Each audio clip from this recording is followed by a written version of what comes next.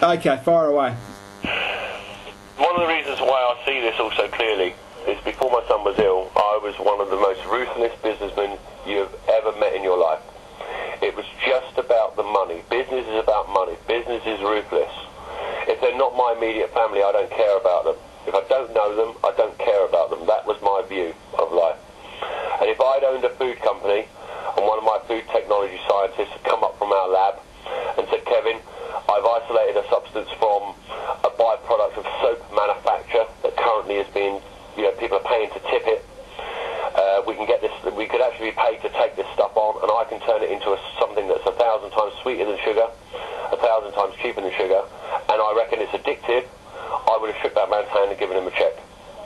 If I'd been running a drug company and someone had got in the way of my sales of my most profitable product, they best watch out, because that's what I was like.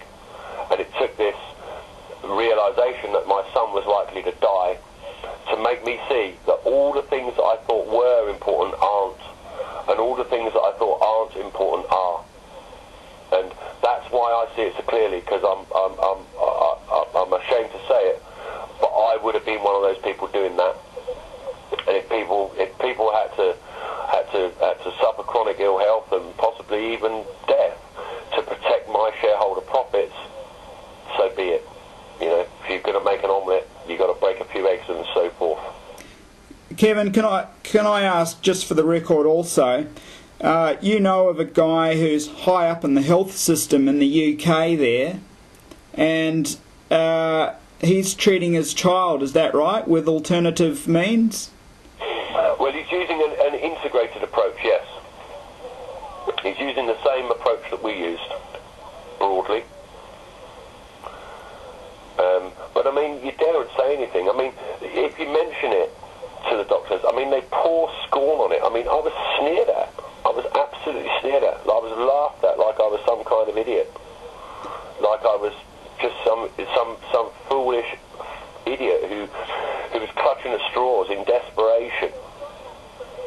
And I had to ignore that. I had to ignore the fact that I had this. I had 3 of them at me the whole time, telling me that, you're not to do this, you're going to make it worse.